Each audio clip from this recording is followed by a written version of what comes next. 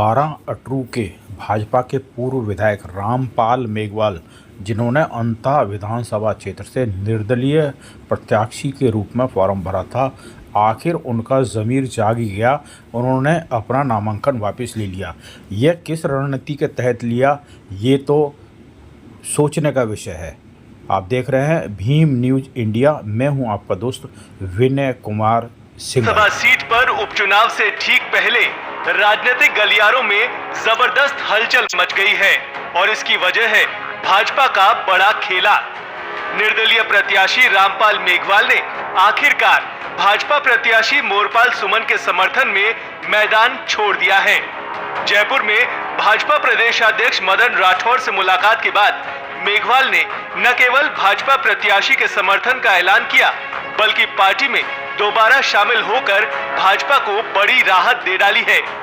याद दिला दें कि कुछ दिनों पहले ही रामपाल मेघवाल ने टिकट नहीं मिलने से नाराज होकर बगावत कर डाली थी और निर्दलीय के तौर पर नामांकन दाखिल कर दिया था। इससे अंता सीट का मुकाबला चतुष्कोणीय हो गया था, लेकिन अब मेघवाल के हटने से ये लड़ाई एक बार फिर से त्रिकोणीय बन गई है। कांग्रेस के प्रमोद जैन भाया, भाजपा के मोरपाल सुमन और निर्दलीय प्रत्याशी नरेश मीणा के बीच सीधा मुकाबला तय है। रामपाल मेघवाल का नाम वापस लेना भाजपा के लिए किसी राहत की सांस लेने से कम नहीं है। पार्टी में अंदरूनी बगावत और वोटों के बंटवारे की आशंका खत्म हो गई है। राजनीतिक जानकार मान रहे हैं कि भाजपा ने चुनाव से पहले एक बहुत बड़ा डैमेज कंट्रोल कर लिया है। अब सवाल ये उठ रहा है कि ये मास्टर स्ट्रोक आखिर रचा किसने। जानकारी के अनुसार इस रणनीति के पीछे कई बड़े नेताओं की भूमिका है। सबसे पहले नाम लिया जा रहा है भाजपा प्रदेशाध्यक्ष मदन राठौर और मुख्यमंत्री भजनलाल शर्मा का, लेकिन असली गेम चेंजर माने जा रहे हैं भाजपा सांसद दुष्यंत सिंह, यानी पूर्व मुख्यमंत्री वसुंधरा राजे के पुत्र। क्योंकि जैसे ही दुष्यंत सिंह को अंता उपचुनाव प्रभारी की जिम्मेदारी सौंपी गई, उसके ठीक अगले ही दिन रामपाल मेघवाल ने नाम वापसी का ऐलान कर दिया। राजनीतिक गलियारों में चर्चा है कि दुष्यंत सिंह ने अपने क्षेत्रीय प्रभाव और पुराने रिश्तों का फायदा उठाया और रामपाल मेघवाल को मनाने में अहम भूमिका निभाई। इस घटनाक्रम ने भाजपा का आत्मविश्वास दोगुना कर दिया है। वहीं भाजपा कार्यकर्ताओं में ये संदेश गया है कि पार्टी एकजुट है और मैदान में पूरी ताकत से उतर रही है।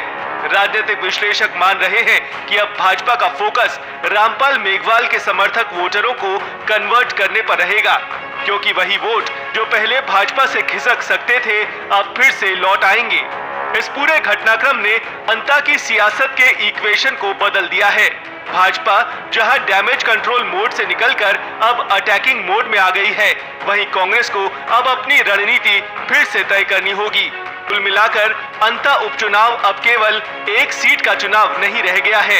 ये सत्ता, रणनीति और सियासी पकड़ की परीक्षा बन चुका है और फिलहाल भाजपा ने अपने इस राजनीतिक मास्टर स्ट्रोक से खेल का रुख अपने पक्ष में मोड़ दिया है।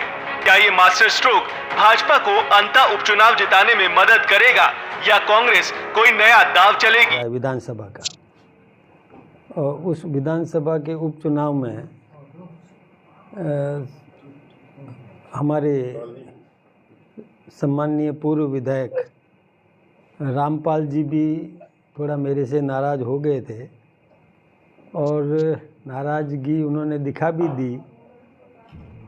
निर्दलीय के तौर पर उन्होंने अपना नामांकन दाखिल कर दिया था, लेकिन चूंकि इन्हीं संस्कारों में पले बढ़े तैयार हुए एक संस्कारित कार्यकर्ता होने के कारण उनके मन में इस प्रकार का विचार आया कि ठीक है, एक परिवार में परिवार के मुखिया के प्रति थोड़ी बहुत नाराज़गी हो जाती है तो थोड़ा बहुत नाराज़गी दिखा भी देते हैं, लेकिन परिवार तो हमारा अपना है, परिवार का हम नुकसान नहीं सोच सकते।